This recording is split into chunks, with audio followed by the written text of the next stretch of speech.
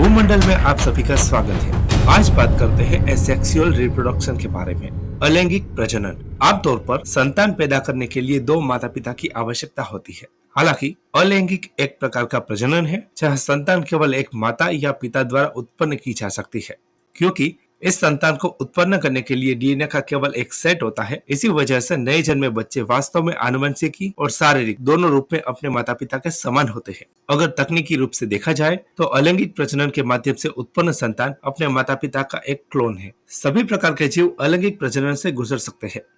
इसमें Komodo dragon और shark जैसे बहुकोषीय जीव और कुछ प्रकार के बैक्टीरिया जैसे एक कोषीय जीव भी शामिल है। अलैंगिक प्रजनन से गुजरने वाला जीव चाहे किसी भी प्रकार का हो, वह लगभग हमेशा अपने समान ही जीन पारित करेगा। इसका एकमात्र अपवाद तब होता है जब कोई उत्परिवर्तन होता है, जो काफी दुर्लभ है। उत्परिवर्तन किसी जीव के डीएनए अनुक्रम में परिवर्तन है। कोशिका विभाजन के दौरान डीएनए प्रतिकृतियों में त्रुटियां, उत्परिवर्तन के संपर्क में आने या वायरल संक्रमण के कारण उत्परिवर्तन हो सकता है। सबसे पहले यह याद रखना आवश्यक है कि अलैंगिक प्रजनन के सभी मामलों में केवल एक माता या पिता शामिल होंगे। यदि दो माता पिता संतानों में जिनका योगदान करते हैं तो यह यौन प्रजनन है। क्योंकि केवल एक माता या पिता शामिल है, आप प्रजनन के विशिष्ट पहलुओं जैसे कि निषेचन या युग्म गठन को नहीं देख पाएंगे। युग्म किसी जानवर या पौधे की प्रजनन कोशिका है, जैसे मादाओं में अंडाणु होते हैं। निषेचन तब होता है जब नर और मादा युग्मक मिलते हैं। क्योंकि बनने के लिए कोई युग्मक नहीं है और संयोजन करने में कोई सक्षम युग्मक नहीं है, इसलिए अलैंगिक प्रजनन में निषेचन नहीं हो सकता है। इससे संतान आनुवंशिक रूप से अपने माता पिता के समान होंगे।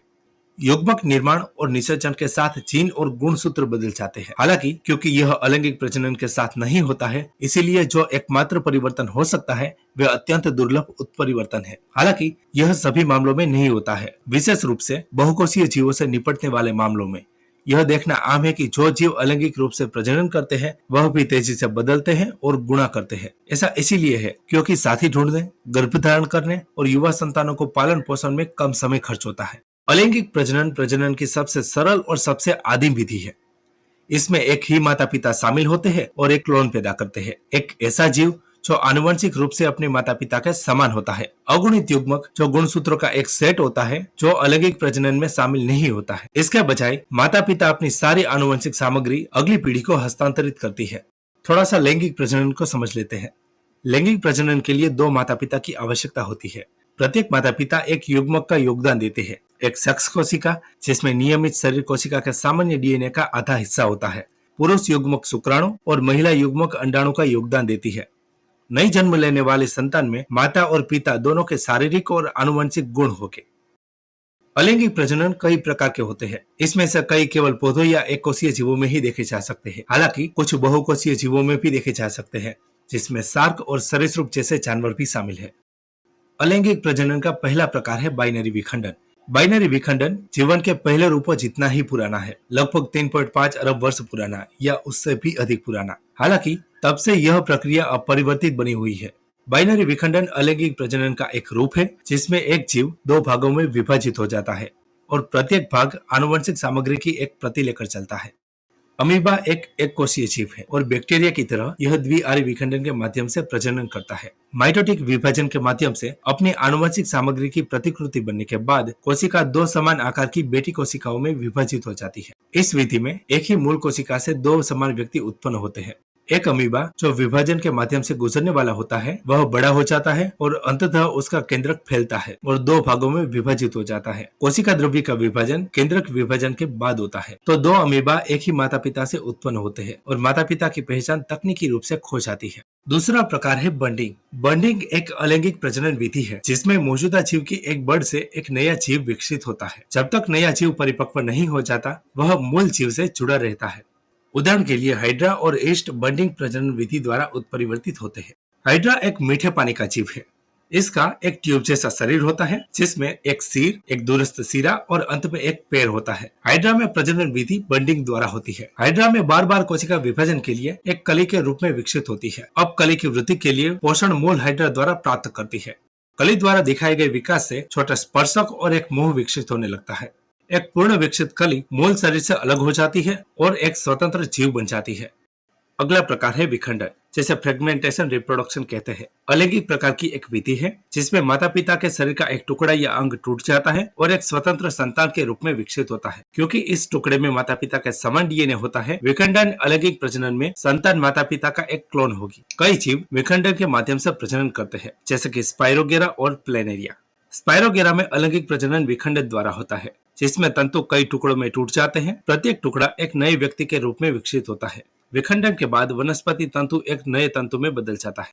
अगला प्रकार है अछूती वंशवृद्धि। अलैंगिक प्रजनन का वह प्रकार है जिसे आप जानवरों में सबसे अधिक देख सकते हैं। यह एक अनोखी प्रजनन विधि है जो अलैंगिक प्रजनन के कुछ विशिष्ट नियमों को तोड़ती है। सबसे पहले अनिषेचक जनन युग्मक में भ्रूण का विकास शामिल होता है। हालांकि कोई निषेचन नहीं होता है, इसका बजाय माता पिता अपने अनिषेचित युग्मक से भ्रूण विकसित कर सकते हैं। आप देख सकते हैं कि पैथोजेनिस अकशेरुकी जीवों, पौधों और शाक जैसे जानवरों में होता है। अगली प्रजनन विधि है स्पोरोजेनिस, जिसे बीजाणु जनन भी कहते हैं। बीजाणु आमतौर पर विभिन्न प्रकार के फंगस के साथ पाए जाते हैं। अलग अलग जीव बीजाणु छोड़ सकते हैं, जो बाद में नए जीवों में विकसित होने के लिए अंकुरित होंगे। यूकेरियोटिक जीव जैसे कि पौधे, कवक और शैवालों में उनके सामान्य प्रजनन जीवन चक्र के दौरान बीजाणु बनते पाए गए हैं। क्या कोई जानवर अलैंगिक और लैंगिक दोनों तरह के प्रजनन कर सकता है? बिल्कुल, कई जानवर अलैंगिक और लैंगिक प्रजनन दोनों का उपयोग कर सकते हैं। यहाँ उन्हें नुकसान को कम करते हुए दोनों का लाभ उठाने की अनुमति देते हैं। अलैंगिक और लैंगिक रूप से प्रजनन करने वाले जानवरों में कुछ उदाहरण में शार्क और सांप शामिल है। अलैंगिक प्रजनन के लाभों के बारे में देखते हैं। गति अलैंगिक प्रजनन का एकमात्र लाभ नहीं है। सबसे पहले, अलैंगिक प्रजनन में कोई साथी शामिल नहीं होता है। एक साथी ढूंढना एक समय लेने वाली प्रक्रिया हो सकती है, खासकर उन प्रजातियों में जो प्रेमालाप अनुष्ठानों का उपयोग करते हैं। साथी भी दुर्लभ है और प्रत्येक प्रजाति का सदस्य हर मौसम में संभोग करने में सक्षम नहीं होता। परिणाम स्वरूप नई पीढ़ी को सुनिश्चित करते हुए साथी ढूंढने में लगने वाला समय की बचत अलैंगिक प्रजनन का एकमात्र लाभ है। अलैंगिक प्रजनन भी एक तीव्र प्रक्रिया है। कुछ जानवर महीनों तक गर्भवती हो सकते हैं। उदाहरण के लिए एक हाथी जो लगभग 2 वर्षों तक गर्भवती रह सकता है। यह एक उच्च प्रतिबद्धता वाली गतिविधि हो सकती है जो माता पिता से ऊर्जा छीन लेती है। फिर संतानों के पालन पोषण की लंबी अवधि होती है। साथ ही प्राकृतिक दुनिया में उच्च मृत्यु दर भी होती है। अलैंगिक प्रजनन कम समय में कई पीढ़ियों को पैदा करने की अनुमति देती है। संकट के समय में अलैंगिक प्रजनन एक मूल्यवान उपकरण है जो प्रजातियों और व्यक्तियों को बिना साथी के पनपने की अनुमति देता है। यह पौधों में अधिक देखा जाता है जिनके पास हमेशा परागण के साधन नहीं होते हैं। तो आज हमने बात की अलैंगिक प्रजनन के बारे में, जिसमें संतान एक ही जीव से उत्पन्न होता है और केवल उसी माता पिता के जीन को प्राप्त करता है जिसने उसे जन्म दिया है। इसमें बच्चे को जन्म देने के लिए कोई युग्मक की जरूरत नहीं होती। आपको हमारा काम कैसा लगा? अगर पसंद आए तो कृपया चैनल को लाइक, शेयर और सपोर्ट करना ना भूलें और सब्सक्राइब करना तो बिल्कुल ना भूलें। धन्यवाद।